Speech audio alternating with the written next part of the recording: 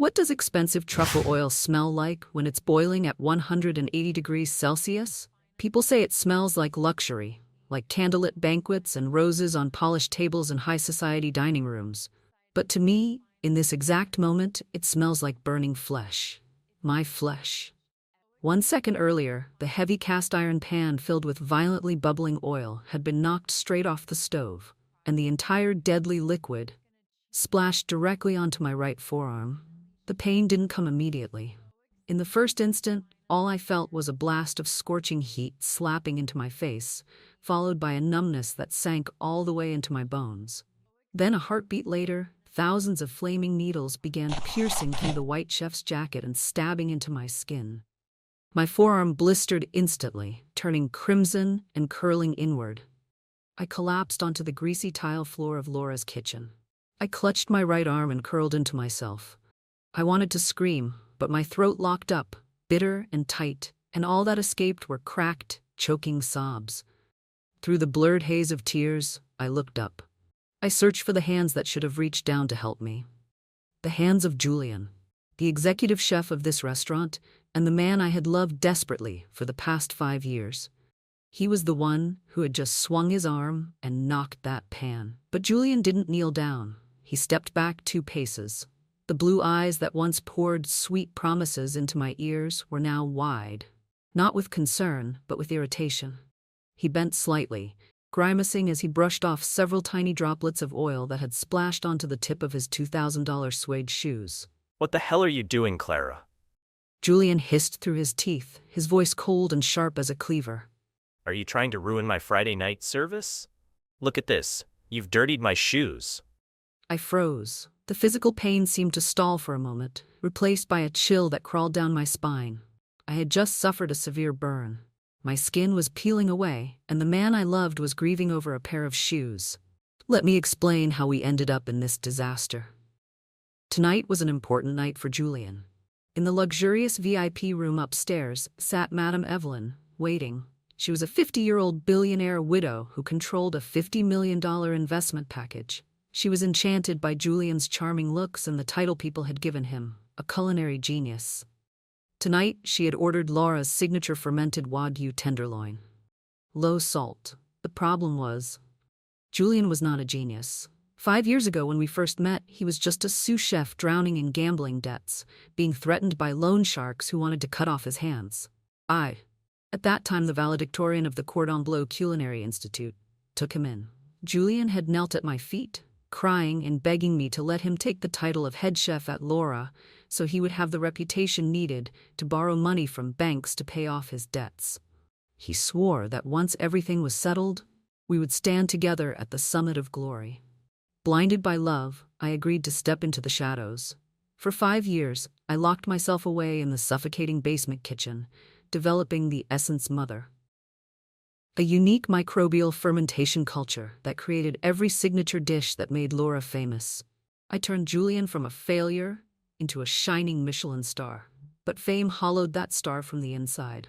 A few minutes earlier, Madame Evelyn had sent the Wagyu dish back. Too salty, the guest complained.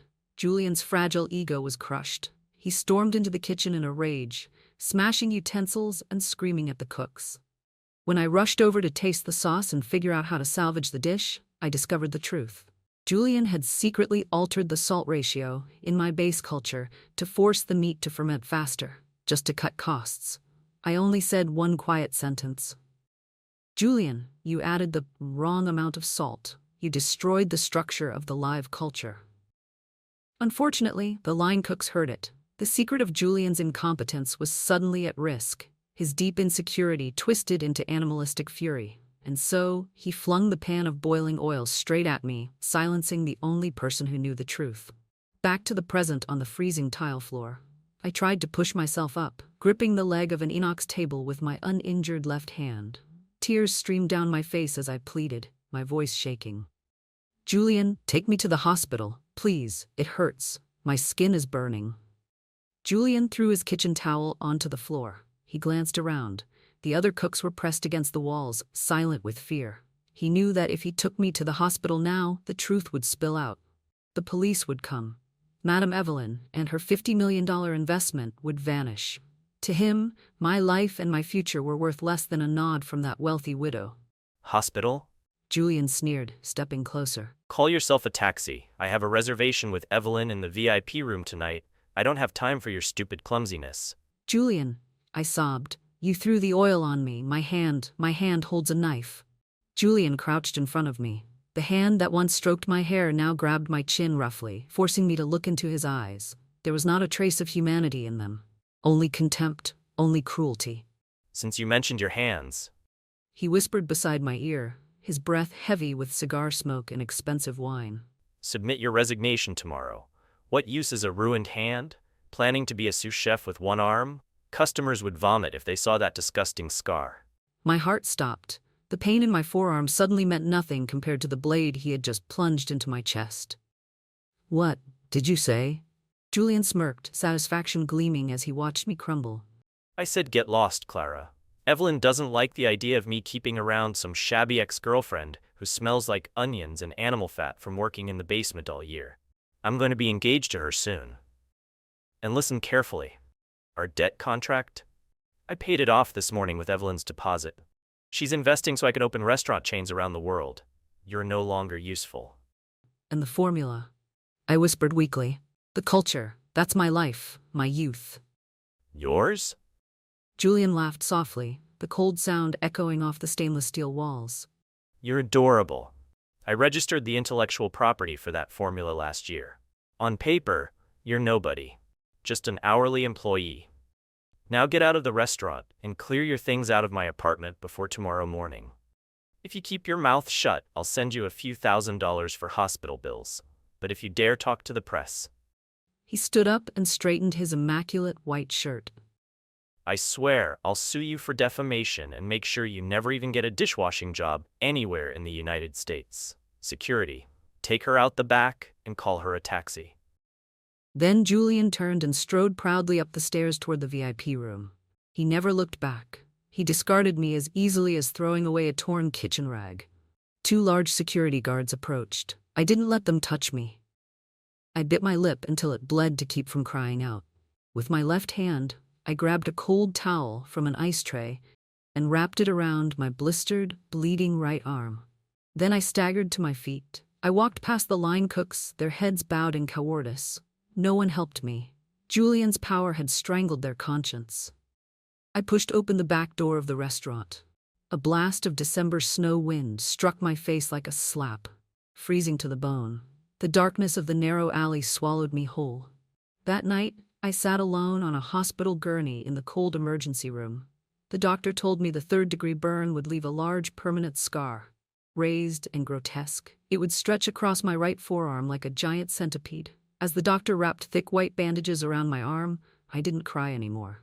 The last tears of weakness and blind love had already evaporated in the heat of that pan of oil. Looking at the scar etched permanently into my flesh, something inside me died.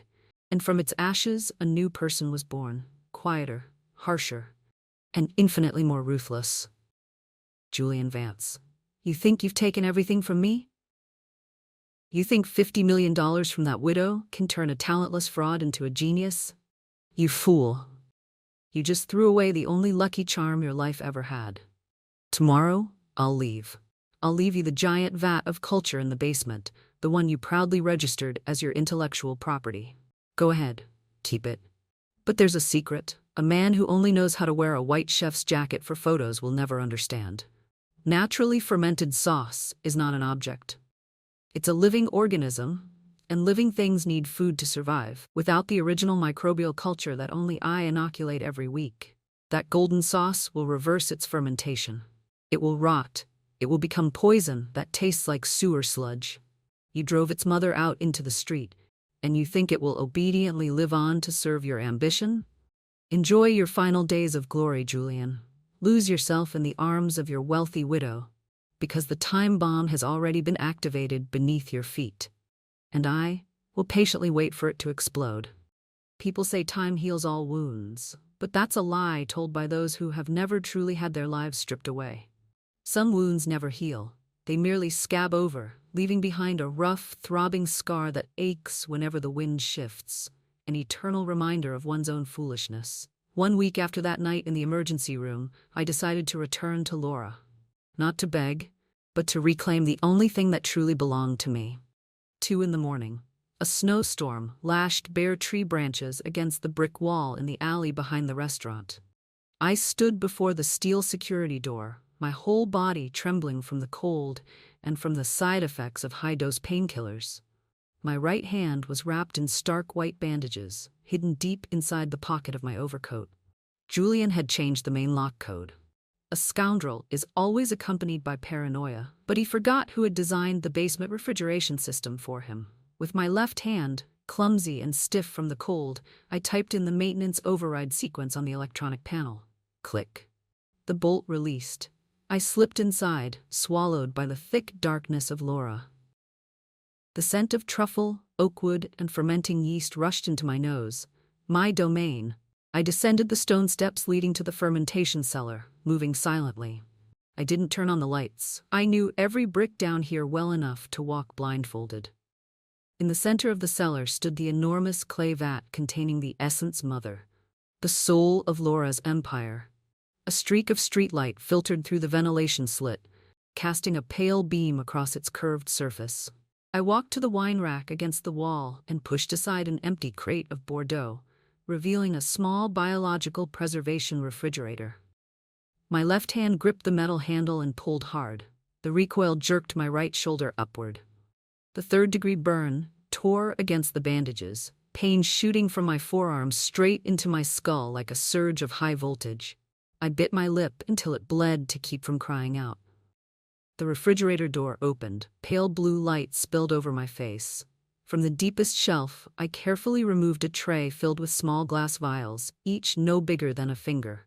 Inside them was a thick, dark brown liquid, the starter culture, the true heart of the massive vat of sauce. Just as I slipped the last vial into my coat pocket, a sound froze the blood in my veins. The electronic beep of the security door upstairs, leather soles striking the wooden floor, and voices. Julian, he had come back, and he wasn't alone. Careful on the stairs, Evelyn. It's a bit dark down here, but you'll love what I'm about to show you. Julian's voice echoed down, heavy with liquor and arrogance. A second later, a switch clicked. The fluorescent lights flickered once, then flooded the cellar with harsh brightness. Panic surged through me. I lunged into the shadows behind several massive oak fermentation barrels, just as Julian's shoes appeared at the bottom of the staircase. My back pressed against the freezing brick wall. My burned arm slammed against the edge of a wooden barrel. I squeezed my eyes shut, choking back ragged breaths while cold sweat poured down my body. Good heavens, what is that smell? Madame Evelyn's voice rang out with mild disgust as she descended the steps, her Louboutin heels striking the stone floor sharply. The smell of time and money. He walked toward the giant clay vat, stopping less than 2 meters from where I was hiding. I could smell his expensive Tom Ford cologne mingling with the scent of fermentation. This is my masterpiece, Julian said proudly. 5 years of fermentation. The thing that earned me my first Michelin star. At next month's Grand Gala, I'll use it to age Wagyu tenderloin for the judges. The 3rd star will be ours. Evelyn laughed sharply, the laughter of someone accustomed to wealth. Wonderful. Looks like my $50 million went to the right place. But tell me, where's that rustic little assistant girl from before? I don't want shabby people wandering around Laura when we're hosting VIP guests. I kicked her out. Julian replied curtly, his tone as casual as if he were talking about throwing away trash. She carelessly spilled boiling oil on her hand and ruined it. A cripple has no place in my kitchen. Don't waste your thoughts on people like that. Hidden in the darkness, my teeth clenched together. His contempt no longer hurt me. It only ignited a deeper, colder disgust. There he stood, boasting about his masterpiece, completely unaware that the ecosystem inside that clay vat was a living organism.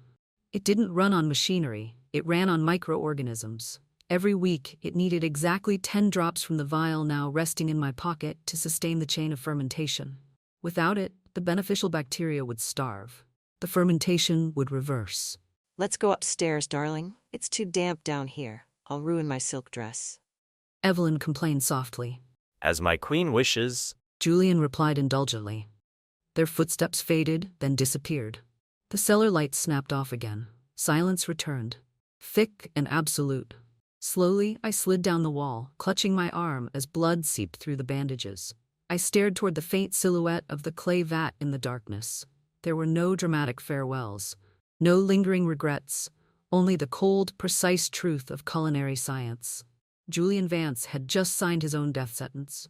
Without my starter culture, that golden sauce was nothing more than a biological time bomb waiting to explode. It would rot, and the stench of that rot, I would save it for the brightest night of his life. I pulled my coat collar higher and quietly slipped out of the cellar through the side passage. The snowstorm outside no longer felt cold. A month passed. The first snowflakes of the season began drifting down onto the shabby streets of the night market in Queens. The glamour of Manhattan, the Michelin Awards, and the name Julian Vance felt like they belonged to another universe. I rented a small, run-down kitchen hidden in an alley, selling black garlic wonton soup to poor night shift workers. My right hand was still wrapped in medical bandages beneath the loose sleeve of a baggy sweater. Every time I lifted a pot of broth, pain shot through my skull, reminding me of the price of naivete. I worked with 1.5 hands, silently, trudging along like a shadow. My customers were taxi drivers and sanitation workers. They didn't care about culinary artistry. They only wanted a cheap hot bowl of soup to fill their empty stomachs in the middle of a freezing night. But the instincts of a genius palate would not allow me to cook something soulless. Even in a $5 bowl of black garlic soup, I secretly added a single drop of extract from the starter culture vial I carried with me. That tiny note of flavor gave the soup a strange depth, warming the hearts of weary people in the cold night. One night, rain poured down relentlessly and my shop was empty. Wind howled through the cracks of the rusted metal shutter. I was bent over, wiping the stainless steel counter when a man walked in. The doorbell chimed weakly. From the very first glance, I knew this man did not belong in this slum-like neighborhood. He looked about 35, tall and solidly built. He wore an expensive cashmere overcoat, and beneath it, a perfectly tailored suit, without a single crease. Even with droplets of rain clinging to his shoulders, his presence radiated authority, cold, composed, and absolute. He walked up to the counter, his sharp gaze sweeping over the shabby chalk menu written on a cracked blackboard. He said, "1 black garlic soup." His voice was deep and steady, cutting clearly through the roar of the rain. I said nothing, only nodded. I ladled a steaming bowl of soup, sprinkled a bit of scallion on top, and gently pushed it toward him with my left hand. The man didn't sit down. He stood at the counter, removed his black leather gloves, and picked up the cheap aluminum spoon. But he didn't eat immediately. Instead, he lifted the bowl close to his nose, closed his eyes, and inhaled deeply. That movement. It was not the gesture of a hungry man searching for a midnight meal. It was the gesture of a professional evaluator. I frowned slightly and instinctively stepped back, hiding my right hand behind my back. The man scooped a spoonful of broth and brought it to his lips. The moment the dark liquid touched his tongue, every muscle in his face tightened. His eyes flew open in shock. He stood frozen in the rain like a statue. He looked down at the $5 bowl of soup, then slowly lifted his gaze to me. His eyes were sharp as razors, piercing through my worn sweater, through my messy hair, straight into the depths of my soul. "This flavor," he said. His voice had completely changed, no longer indifferent but trembling with profound shock.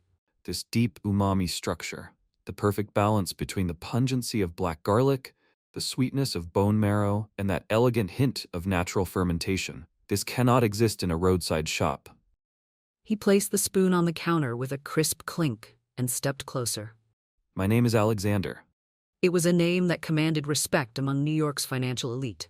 He was the head of a massive F&B conglomerate, the sworn rival of the restaurant empire Madame Evelyn planned to build for Julian. More than that, the culinary world whispered that he possessed the palate of God, a supernatural ability to dissect the most complex layers of flavor. 3 days ago I dined at Laura. Alexander continued, never taking his eyes off me. Julian Vance served his famous fermented Wagyu tenderloin. The critics are praising him to the heavens, but when I tasted it, I found only emptiness. That sauce of his, it's fading. Like a piece of music that has lost its soul, nothing left but a hollow shell masked by chemical tricks and pathetic cover-ups. My heart began pounding wildly. The hand behind my back started trembling. Someone had noticed. After just 1 month without the starter culture, the vat had begun to die, and this man was the first to taste the rot hidden beneath. Alexander pointed at the cheap bowl of soup in front of him. And tonight, in a filthy alley in Queens, sheltering from the rain in a rundown shop, I find the true soul of Laura again. It's in this bowl of black garlic soup. More refined, more powerful, and far more painful. I stepped back in panic. I don't know what you're talking about. Pay for the soup and leave. The shop is closed. As I fumbled for the rag on the counter, the loose sleeve of my sweater slipped down from my right arm. The stark white bandages and the twisted red, burned flesh beneath were suddenly exposed under the dim yellow light. I flinched and hurriedly pulled the sleeve back down. Shame and inferiority washed over me. A chef's hands are their greatest treasure. But mine looked like a grotesque deformity. Alexander had already seen it. Instead of disgust or pity, he walked around the narrow counter and stepped into the cramped kitchen area. His tall presence filled the tiny space. I backed up until my spine hit the damp tiled wall. Alexander reached out. His large, warm hand gently grasped my trembling wrist. His grip was steady and firm as he slowly lifted my sleeve, revealing the entire horrific scar. I squeezed my eyes shut and bit my lip to keep from crying. Yet the warmth of his fingers on my skin brought a strange sense of safety. A burn from boiling oil. Alexander murmured, his voice dropping low with restrained sorrow. The scar is still new, about a month old, exactly when Laura's flavors began collapsing. He looked up at me, his deep eyes like a silent night sky. Julian Vance is nothing but a flashy puppet in a white chef's jacket. A coward who smiles for cameras could never ferment a flavor distilled from blood and tears like this. Alexander's thumb gently brushed the edge of my bandage extremely carefully, like touching a damaged masterpiece. This scar, he did this to you, didn't he? He stole your formula, threw boiling oil on your hand to silence you, and threw you into the street like garbage to make room for his billionaire fiancé. My tears finally broke free. 5 years of silence. 5 years of sacrifice in the shadows. For the first time in my life, someone had seen through everything, named the injustice, touched my wound without disgust. My head dropped and I sobbed uncontrollably. Alexander did not let go of my hand. Instead, he stepped forward and pulled my trembling body into his broad embrace. His expensive overcoat soaked up my tears and the smell of smoked garlic, but he didn't care. He simply patted my back gently, like the safest harbor after a violent storm. When my sobbing finally subsided, Alexander stepped back and wiped the tears from my cheeks with a silk handkerchief. What's your name? Clara, I whispered hoarsely. Listen to me, Clara. His eyes suddenly turned sharp and icy, the gaze of an alpha wolf preparing to hunt. Evelyn is about to invest $50 million to turn that fraud into a global culinary king. Next month, they're hosting a grand gala for anonymous Michelin inspectors to secure his 3rd star. If they succeed, lies will become truth, and you'll be buried forever in this alley. He glanced at the scar on my hand, then looked directly into my eyes. Come with me, join my system, not as some hidden sous chef in the shadows. I have the most advanced culinary research lab in New York. You can cultivate your starter culture there. You don't have to hide anymore. Why would you help me? I asked hesitantly. Do you want my formula? Alexander smiled slightly, a proud but sincere smile. I'm a businessman, Clara. I despise people who corrupt the foundation of true culinary art, and more than that, I cannot tolerate seeing a true genius humiliated by a thief. I want to see Julian Vance's face when his throne collapses. He stepped back and extended his hand toward me. The false king stole your youth. It's time we let him, and that blind upper class, taste the true flavor of decay. Do you want to personally bring him down, my queen? I looked at Alexander's steady hand, then at the scar on my arm. The weakness and resignation inside me had died beneath the overpass in Queens. The blood running through my veins now was the blood of a hunter. Julian Vance, you once threw a pan of oil at me to clear your path to the red carpet. Fine, I will let you walk that red carpet. I will wait until you stand in the very center of the stage, beneath the brightest lights, surrounded by the most powerful people in the world. And then I will personally collapse the entire stage beneath your feet. I lifted my chin and placed my uninjured left hand into Alexander's. I gripped it firmly. I agree. Let's prepare a Michelin banquet he will never forget until the day he dies. Outside, the rain still poured, but inside my chest, a hellfire had finally been lit. The time bomb beneath Laura's wine cellar was counting down its final seconds, and I was coming back. The art of fermentation lies on an impossibly thin boundary. A master chef can use yeast to turn the most ordinary ingredients into pure gold. But if he misses a single beat, if he loses control, the beneficial bacteria will be devoured by the bacteria of decay. And then what he creates is no longer food. It is poison. It is rot. For the past month, I had been living inside Alexander's private culinary research center, hidden atop a glass tower in the heart of Manhattan. There was no smell of scorched smoke there, no shouting, no curses like in the kitchen at Laura. It was silent, sterile, and cold as an operating room. With my left hand, I patiently nurtured the starter culture from that tiny glass vial. With the help of the most expensive equipment in the world, provided by Alexander, that culture recovered and reached a state of perfection it had never achieved before. The burn on my right arm had long since scabbed over, leaving behind a dark red, raised scar stretching from my elbow to my wrist like a giant centipede. The best cosmetic surgeon in New York, the one Alexander had brought in for me, had shaken his head and said it would remain there forever. But I no longer wanted to erase it. Every time I looked at that scar, the fire of hatred inside me was fed with fresh oxygen, burning brighter and more mercilessly than ever. While I was honing my palate again inside that sterile room, 15 blocks away, in Laura's wine cellar, Julian's crime was ripening into full bloom. Even without being there, a culinary genius like me could picture with absolute precision every stage of what was happening in that filthy excuse for a kitchen. The giant vat of Essence Mother in the cellar had been starving for more than 6 weeks. Without my starter culture to sustain its ecosystem, the bacteria responsible for building umami had died off in waves. The protein structure had broken down. Once a glossy brown, shimmering like wild honey, the sauce by now had surely turned into a murky gray sludge, swollen with oversized slimy bubbles. And the smell of it, oh, I would bet anything that it reeked of ammonia and the sharp sourness of decomposing organic waste. And yet Julian Vance, drunk on champagne and the flattery of the media, was utterly blind to the disaster. He had lost his palate long ago to endless nights of partying with Madame Evelyn. He had deluded himself into believing he was a god incapable of error. A few old friends at Laura secretly sent me messages. Several days before the gala of the century, a young line cook had tremblingly brought up a bowl of sauce ladled from the cellar and reported to Julian that it smelled strange, sharp, sour, nauseating. Julian's response? He took the entire bowl and flung it straight onto the boy's apron, firing him on the spot. He roared across the kitchen. It's not spoiled, you idiot. That's the concentration of time. That's the breakthrough of natural fermentation. Only someone as refined and high-level as me can detect its complexity. What the hell do cattle-tongued fools like you know about art? And so, because of arrogance so stupid it bordered on suicidal, because of his terror that his own staff might discover he was a fraud who had no idea how to repair the vat, Julian made the final, fatal decision.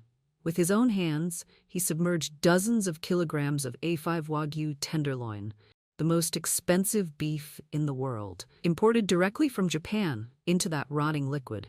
He sealed the lid and let the bacteria of decay gnaw their way through every fiber of that meat. He loaded the bomb himself. My only task now was to sit in the VIP section and watch him press the detonator.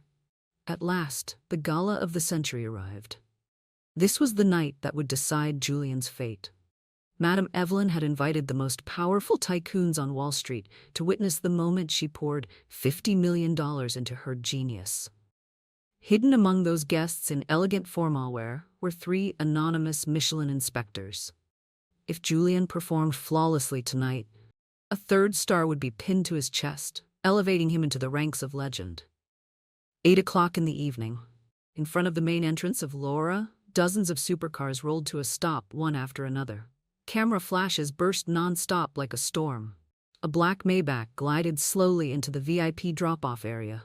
The door opened. Alexander stepped out first. He wore a perfectly tailored black tuxedo, his presence instantly overpowering every counterfeit billionaire standing nearby. Then he walked around to the other side and extended his hand to me with effortless grace. I placed my left hand in his and stepped out of the car.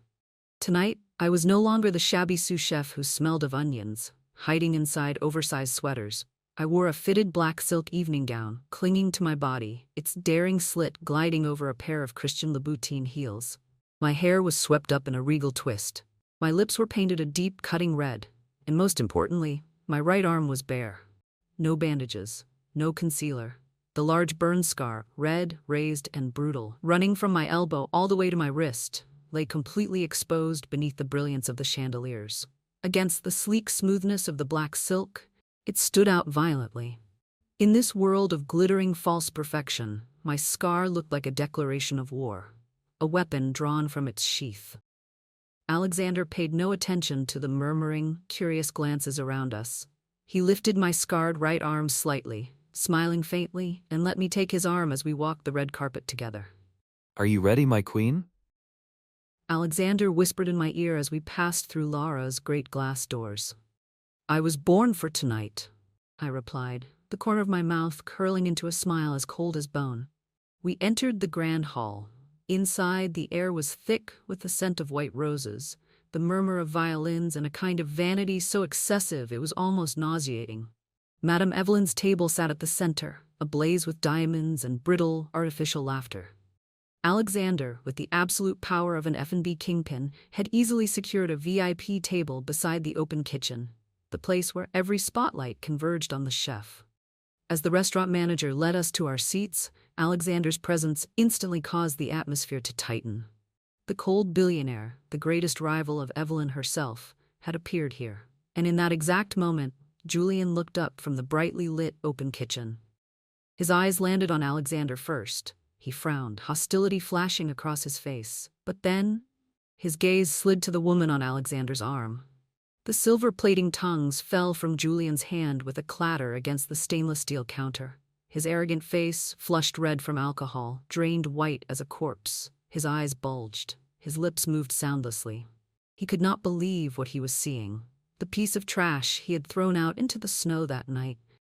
The woman who by all rights should have been scrubbing dishes in some forgotten hole was standing here now in breathtaking elegance, arm in arm with his greatest enemy, chin lifted high as she walked back into his kingdom. I deliberately raised my right arm and brushed a loose strand of hair back behind my ear. The scar hit Julian full in the face. I saw him stumble back a step, colliding with a line cook behind him.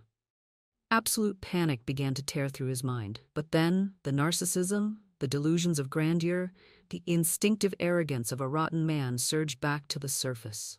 Julian ground his teeth. He looked at me, then at Madame Evelyn, who was waving him over from the center table. He pulled himself together, smoothed down the front of his white chef's jacket, and curled his lip into a sneer. In his mind, I was nothing more than a gold digger clinging to Alexander.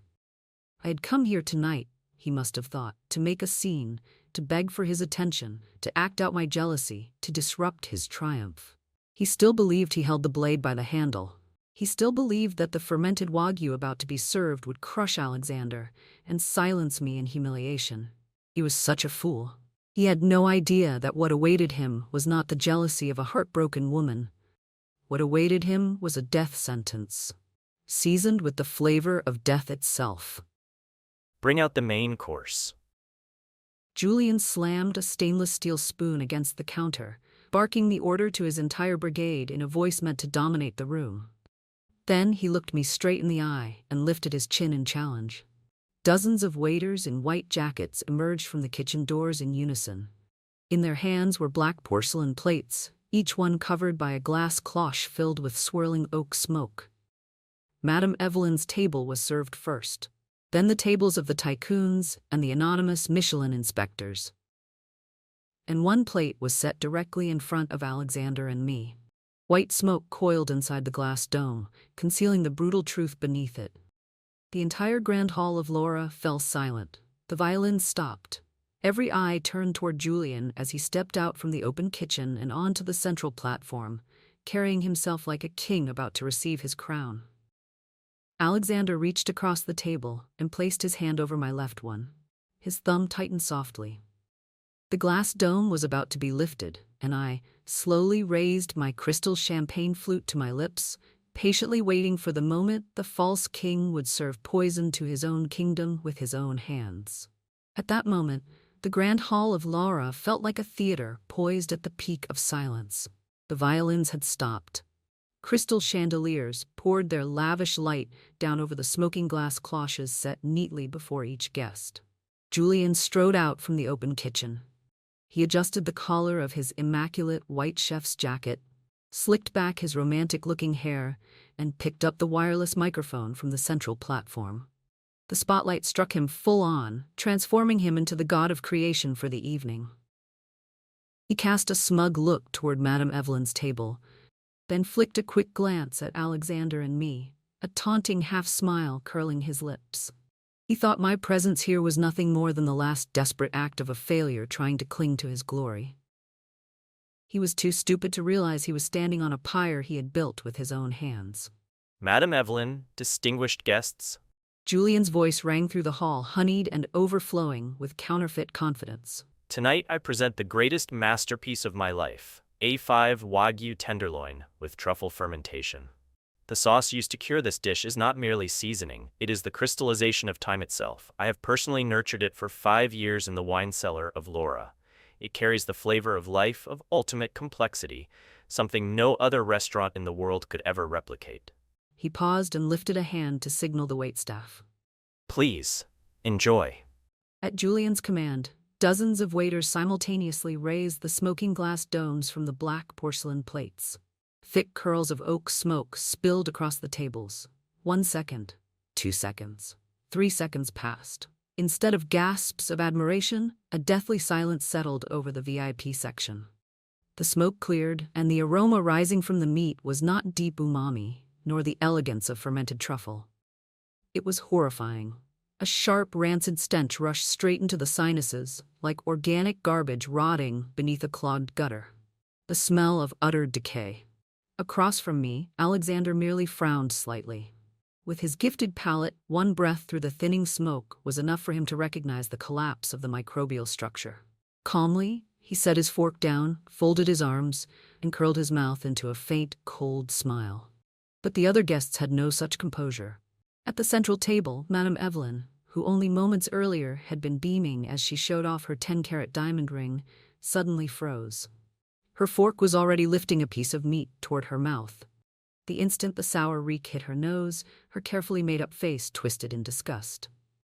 She spat the half-chewed bite violently into her silk-edged napkin. The napkin dropped to the floor. Evelyn clapped a hand over her mouth and began coughing, gagging, retching until tears streamed down her face. Panic spread at terrifying speed. A tycoon seated beside her hurled his fork onto the plate with a sharp clatter, then grabbed his water glass and gulped desperately, trying to wash away the revolting taste climbing up his throat. In a more shadowed corner, one of the anonymous Michelin inspectors, famous for being among the harshest of them all, flushed red with fury. He slammed his fist onto the glass table, surged to his feet, and knocked his chair backward. Julian Vance. The inspector roared, his voice ripping through the artificial luxury of Laura. What kind of garbage are you feeding us? This is not fermentation. This sauce has been dead and rotting for over a month. Were you planning to poison all of New York's upper class tonight? The grand hall exploded into chaos. Curses, coughing, chairs crashing over. The black porcelain plates bearing rotten meat were shoved away like plague-ridden objects. On the central platform, Julian stood paralyzed. The microphone slipped from his hand and hit the wooden stage with a burst of shrill feedback. Every drop of color drained from his face until he looked like crumpled paper. Cold sweat poured down him, washing away his makeup. His knees shook so violently they knocked against each other. He looked down at the sample plate on the platform, then swept his gaze across the dining room, drowning in horror and outrage. His self-satisfaction, his carefully polished image of genius, was being ripped to shreds before the very woman who held his $50 million. He was in total panic. His eyes darted wildly, hunting for an excuse, a scapegoat, someone to throw under the blade. And then his gaze locked onto me. Julian snatched up a carving knife from the prep table and pointed the trembling blade straight toward Alexander's table. He screamed like a beast driven insane at the edge of death. It was her. That snake, damn her, it was her. She snuck into my cellar. She poisoned my sauce to get revenge. Where are the police? Call the police. Arrest her. Father, Evelyn, don't believe her. It's her. She sabotaged me. 2 massive restaurant security guards immediately charged toward our table. Alexander did not even blink. He simply snapped his fingers once. At once, 4 bodyguards in black suits rose from nearby tables. Men Alexander had already positioned in advance. Flashing their credentials, they formed a wall of steel in front of us. Julian's security team halted instantly, not daring to take another step in front of Sterling Group's giants. While Julian wailed on the platform in desperation, I slowly rose to my feet. I pushed my chair back. I needed no one to shield me. With a crystal champagne flute in hand, I stepped out from behind Alexander's protection and walked in long, measured, proud strides through the dining room, straight toward Madame Evelyn, who was still gagging at the table. Every eye in the room turned to me. My black silk gown clung to my body. My heels struck the marble floor with cold, decisive notes. My bare right arm, with its raised burn scar, lay exposed beneath the lights. It was no longer the wound of a defeated woman. It was the metal of a warrior returned from the dead. I stopped directly in front of the central table. The room fell silent, save for Julian's ragged, cowardly breathing on the stage. I smiled, a cold smile cutting through the chaos. When I spoke, my voice was clear, sharp, and cold enough to cut bone. I did not poison you, Julian. I looked straight into his eyes and enunciated every word. That sauce was a living thing. I buried 5 years of my youth in that suffocating cellar to nurture it to turn a debt-soaked nobody into a Michelin chef. And what did you do? You threw a pan of boiling oil onto my hand. I raised my scarred right arm for the entire room to see. Madame Evelyn covered her mouth in horror. You cast out the woman who created it in the middle of a snowstorm just to make room for your billionaire fiancé. Did you really think a living thing stripped of its soul would obediently continue to exist, only to serve your idiotic arrogance? Julian staggered backward until his spine hit the stainless steel counter. His mouth worked soundlessly. You're lying. I'm the genius. I cultivated it myself. You are a miserable thief. I cut in my voice, rising, crushing the last scraps of his resistance. You used that dead rotten sauce for a month without noticing the change in flavor. You were blinded by fame, deaf to the warnings of your own line cook. That proves either that your palate is dead, or the truth is that you were never a chef at all. You were only ever a mannequin in white dressed for the camera. Madame Evelyn shot to her feet. Her face was scarlet with rage, and with the humiliation of realizing that all of high society was laughing at her for falling in love with a hollow fraud. She stumbled toward the platform. Julian reached out, trying to grab her, to beg. Evelyn, believe me, she's slandering me. Smack. The slap cracked through the hall. Evelyn's 10-carat diamond ring sliced across his cheek, opening a thin line of blood. Julian fell hard to the floor, his face smashing into the scattered plates of rotten meat. You bastard. Evelyn screamed, her voice splintering with fury. You fed me this filth? You thought you could use me as a money-printing machine for your fake genius act? Cut off every investment fund. Freeze his accounts. I'll have my lawyers destroy you until you end up scavenging trash on the street. She hurled her expensive perfumed napkin into his face, then turned and stormed toward the exit, her entourage scrambling after her. At that moment, Alexander stepped calmly to my side. From the inner pocket of his jacket, he drew a thick folder and dropped it onto the table before the Michelin inspectors. These are the registration documents for the biological intellectual property rights to the starter culture, the true soul of Laura.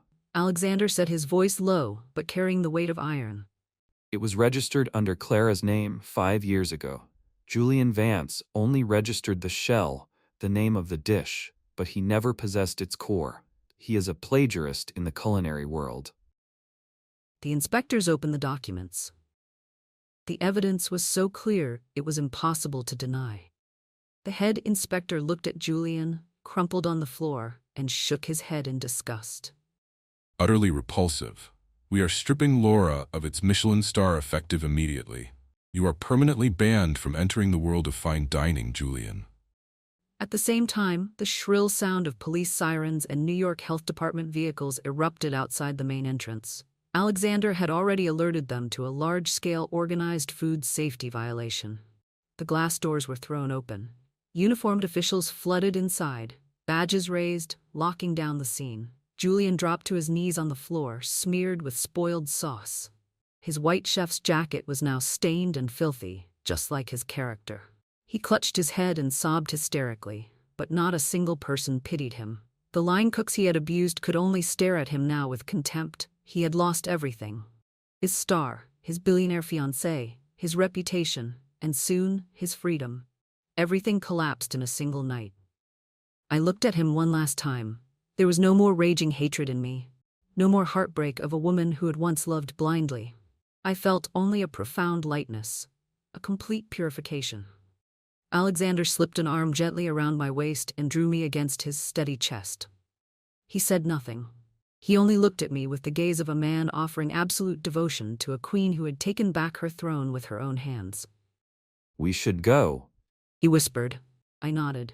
Turning my back on the ruins of Laura, I took Alexander's arm and walked out of the hall, leaving behind the wail of sirens and the pathetic sobs of Julian Vance. Outside, the New York air was clean and bitterly cold. The stench of rot remained behind me, and from this night on, I would write a new flavor for my life with my own hands. After that horrifying gala of the century, the name Julian Vance was erased from the culinary map of the world, faster than a sheet of paper can blot away a spreading stain of oil. A media storm swept across America with unprecedented force. The press conference covering Julian's arrest at Laura became a spectacle replayed over and over on every major news channel. The New York Times ran the headline across its front page: "The Fall of a Counterfeit Genius, when a Michelin star is seasoned with the stench of rot." Madame Evelyn, consumed by the fury of a woman deceived in both love and money before the eyes of all high society, unleashed the most bloodthirsty legal team on Wall Street to crush Julian. He was charged with a cascade of crimes: fraud, falsifying food safety documentation on a scale that endangered the public, and grave violations of biological intellectual property law. Laura's only Michelin star was publicly stripped away in humiliating disgrace. On the day of the final trial, I did not attend. I only heard the story from Alexander when he returned home. Julian had been brought before the court in a loose orange prison uniform. The once romantic sweep of his hair was now brittle and matted. The hands that had once pointed and barked orders at line cooks now shook uncontrollably inside steel cuffs. When the sentence was pronounced, 10 years in prison with no possibility of parole, he collapsed, screaming my name, begging for a forgiveness that had come far too late. But in that cold courtroom, no one answered him. He had officially been forgotten by the world. And while Julian sank into the bottom of the mud, I was thrust upward into the eye of a storm called fame. From a grimy sous chef who smelled of onions, covered in burn scars and thrown out into the street on a snowy night, I suddenly became the most coveted name in America. Internet users went mad hunting down every detail about me. They called me the Hidden Queen, the Mistress of Revenge. The spotlight came at me with a suffocating intensity. Dozens of investment tycoons and top reality television producers lined up outside Alexander's research center. They brought contracts filled with impossible numbers, blank checks ready to be written for tens of millions of dollars. One major network wanted to build a reality show around me called Revenge Chef King, where I would play a vicious female judge who insulted contestants and threw food in their faces. Publishers fought over the rights to my memoir, desperate to package the story of how I had been betrayed and risen again. F&B investors painted glamorous visions of a 500-seat restaurant empire bearing my name, stretching from Dubai to London to Tokyo. They wanted to turn me into an icon of delicious hatred. They wanted to squeeze every last drop of profit from the sensational wreckage of my story. That night, I sat surrounded by the towering stack of contracts Alexander had brought home. I looked at the impossible figures printed on the pages, then at the raised scar running across my right arm. Julian Vance. He had once been willing to sell his dignity, sell even the woman who loved him to death and back, just to touch a tiny fragment of the glory now lying in heaps at my feet. He craved attention. He worshipped the stage lights. But I was not Julian. I picked up those contracts one by one and threw them all into the fireplace. Alexander stood leaning against the doorframe, a glass of wine in his hand, one eyebrow slightly raised as the flames devoured millions of dollars. He didn't stop me. The corner of his mouth only lifted into a small, understanding smile. The glamour of entertainment doesn't smell like truffle or miraculous fermentation, Alexander, I said quietly, watching the fire.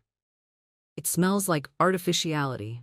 If I sign those papers, I'll only become another puppet chef, too busy walking red carpets to stand in a kitchen. I spent 5 years living in hell to protect my art. I won't sell it to the media. I refused everything. I turned down the lucrative television deals. I rejected the giant restaurant chains that wanted to industrialize my flavors.